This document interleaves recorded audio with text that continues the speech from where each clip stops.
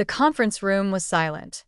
You could hear the faint hum of the air conditioner, the shuffle of chairs, and the sound of my own heartbeat thudding in my ears. I sat at the long mahogany table, surrounded by faces I had known for decades. Employees I had hired, trained, mentored, people who once called me a second mother.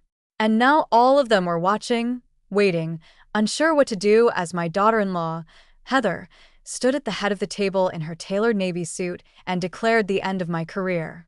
"We don't need outdated people in this company anymore," she said, her voice sharp and clinical, as if she were announcing quarterly earnings and not dismantling someone's dignity. I didn't respond. I didn't flinch. I just stared at her, feeling the weight of every word settle over me like a thick fog. I was 65 years old. I'd built this company alongside my late husband from nothing. I had sacrificed weekends, holidays, sleep, and health.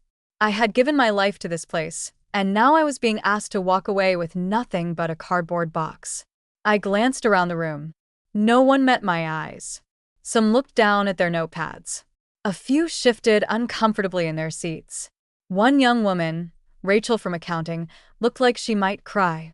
I stood up slowly, smoothed the front of my blazer, and offered Heather a calm smile. "Good luck," I said softly. My voice was steady, but my hands were cold. That's when the door opened.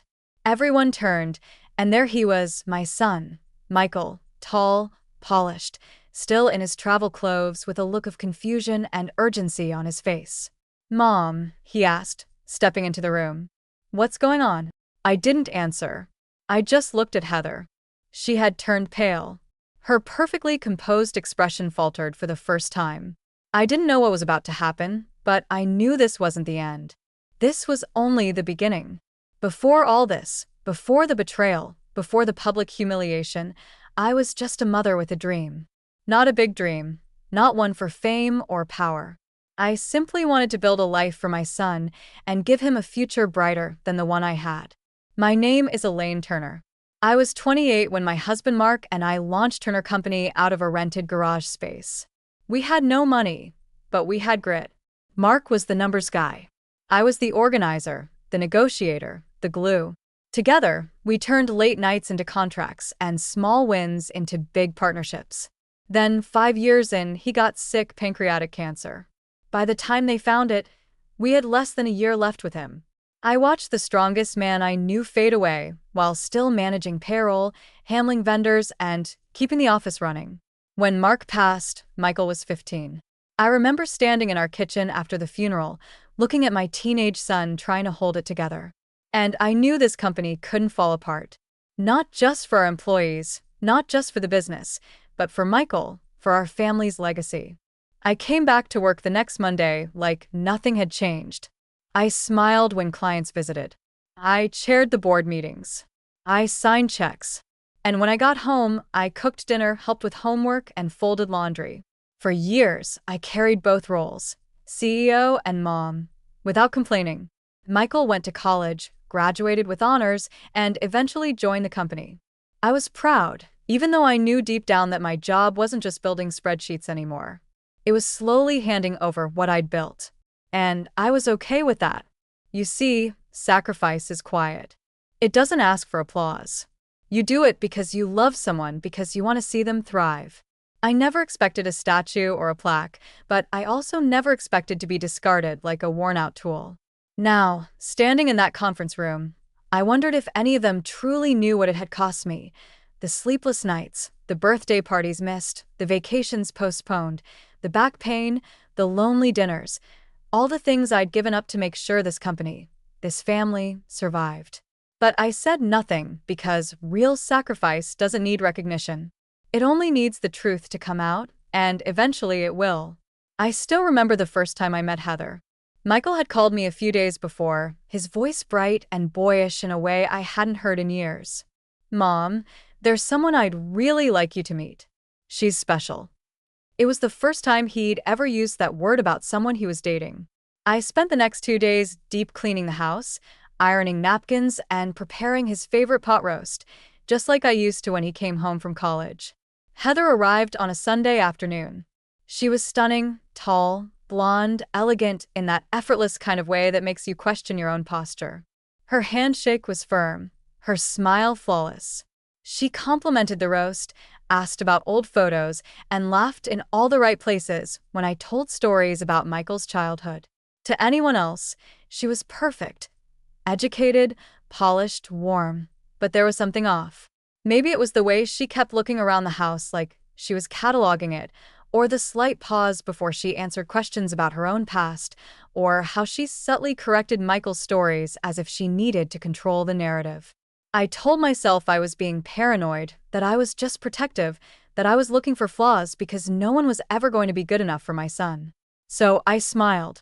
I welcomed her. I tried to believe what Michael believed, but deep inside, I couldn't shake the feeling. There was a calculation behind that charm, a quiet hunger behind the smile. Heather didn't just want to be loved. She wanted to be in control. It didn't happen overnight. At first, it was little things. Michael started dressing differently, sleek suits, expensive shoes, cufflinks I'd never seen before. "Heather helped me pick this out," he said once, running a hand over his jacket. "She's got amazing taste." Then came the apartment makeover. Gone were the cozy shelves, the framed photos, the slightly scuffed coffee table Michael and I had built together one summer. Everything now looked like a catalog, beautiful, impressive, impersonal. Our weekly lunches, once sacred, became, maybe next week, and Heather made plans. When we did meet, she was usually there, charming, engaged, gently steering the conversation away from anything personal. And Michael, my sweet, open-hearted son, didn't seem to notice. He laughed less. He checked his phone more. And slowly, I began to realize something devastating. I was being replaced, not by another woman in his heart, but by someone who was rewriting his world, one subtle shift at a time. And the worst part? Michael seemed happy. He was in love. He felt supported. He thought he was thriving. So, I kept quiet. Because what kind of mother sabotages her son's happiness over a gut feeling? But it hurt. It hurt watching him forget traditions. Forget who he was before her. Forget the things that had once made him well. Him. It was as if Heather wasn't just changing the furniture. She was remodeling the man. And every time I stepped into his life, I felt like a guest, no longer at home, no longer needed. I still remember the first Christmas after they married. Heather decided we'd host at their place. "It'll be more elegant," she said. She served a catered dinner, dimmed the lights, and turned on ambient jazz instead of carols. It was lovely, sophisticated, cold. And when Michael toasted to new traditions, I smiled.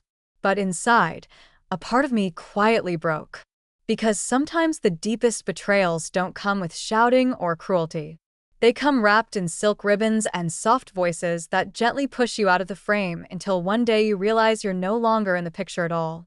The quarterly review meeting was scheduled like any other. I walked into the conference room with my usual notebook and pen, still doing what I'd done for the past 37 years, showing up. I didn't notice anything unusual at first. Just the usual small talk, coffee cups, shuffling chairs. Then Heather walked in. She wasn't holding the latest reports. She didn't have any charts or updates. What she had was a decision. When I realized slowly I hadn't been invited to contribute to it, she stood at the head of the table, looked around, and said it plainly, almost casually. "We've decided to make a leadership change." No discussion, no review, no acknowledgement of my decades of service. Just a clean, cold announcement, like she was cutting a ribbon or worse, a cord. "We appreciate everything you've done, Elaine," she continued, her voice unervingly smooth. "But we're moving in a different direction. It's time for a new generation of leadership." I remember blinking once, twice, waiting for someone to speak, for anyone to say this was a mistake. But they didn't. They looked down, looked away. Some were shocked, a few were tearful, but no one moved. And Heather, she never broke eye contact. She didn't gloat. She didn't gloat because she didn't have to. She knew she'd won. And worse, she knew I wouldn't fight her. Not in front of everyone. "I'd like you to clear out your office by the end of the day," she said. My voice, when it came, surprised even me. Calm, even. "Well," I said, I suppose that's that.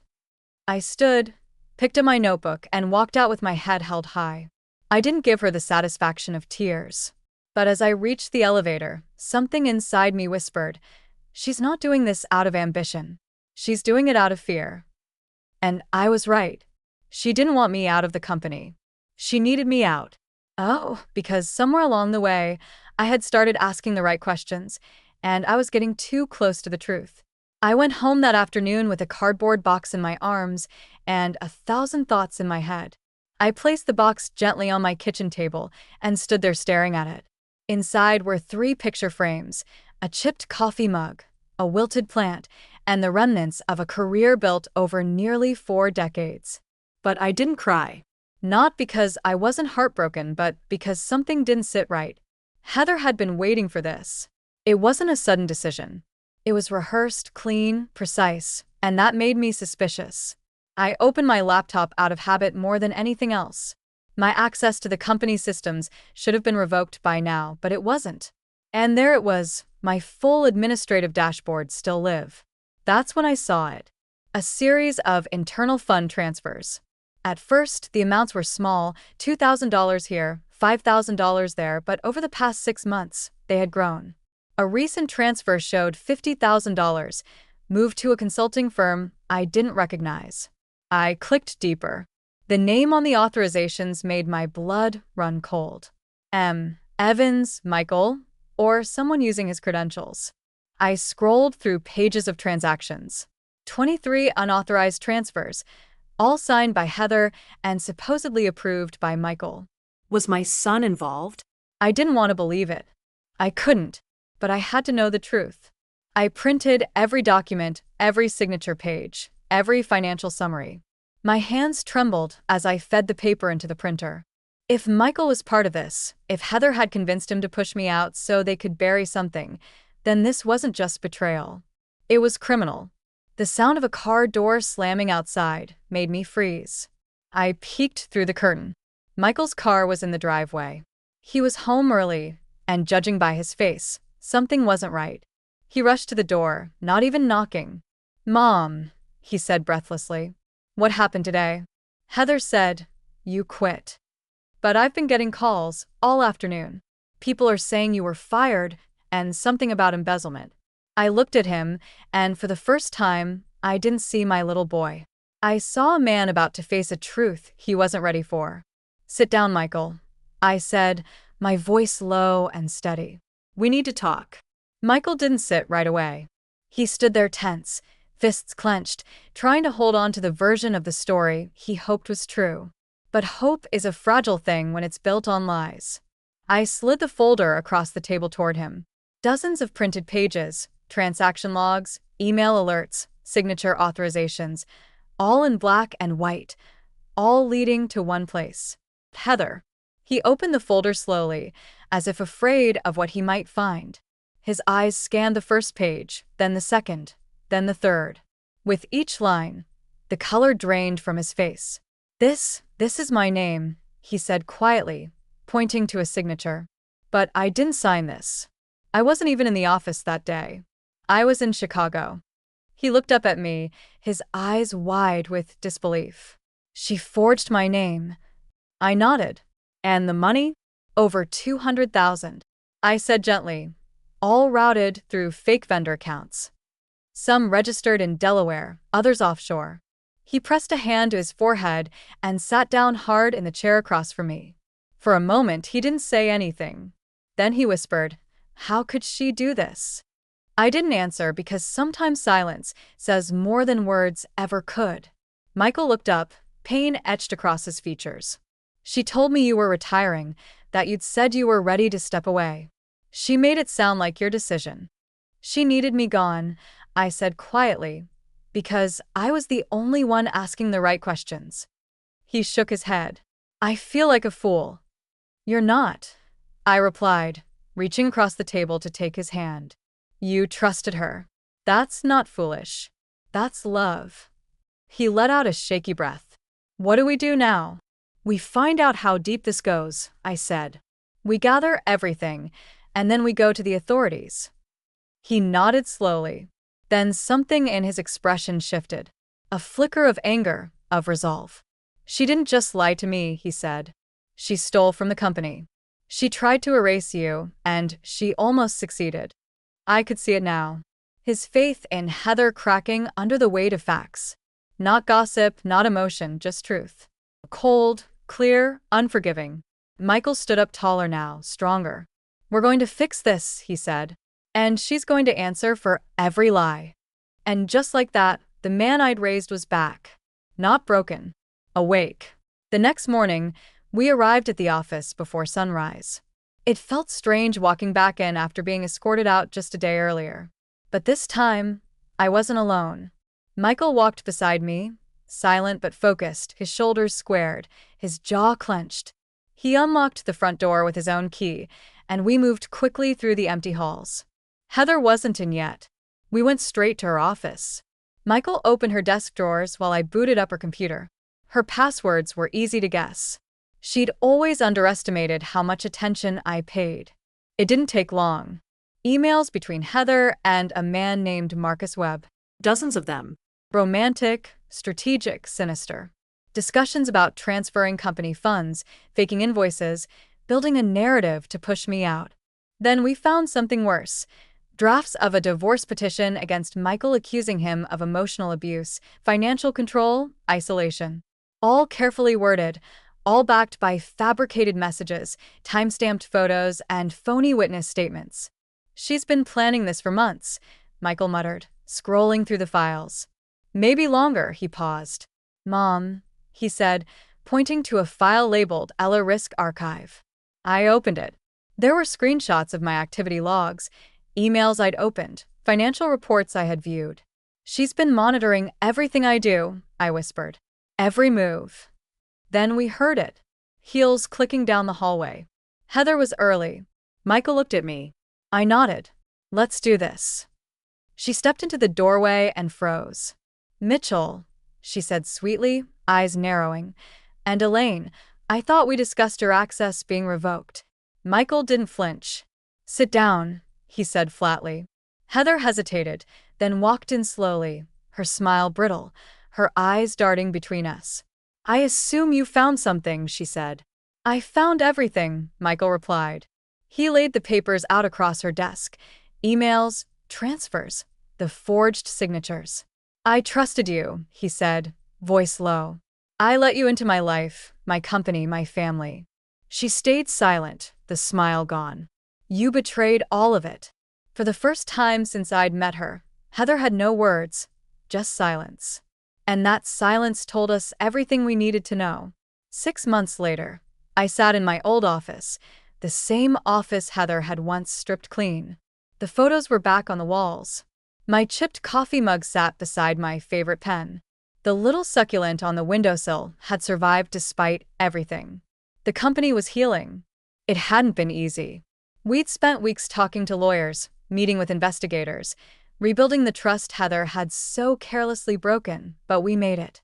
Michael never looked back. He filed for divorce the same day we confronted her. And when the federal investigation confirmed what we suspected, that Heather, or rather Amanda, had done this before in 3 other states, he didn't flinch.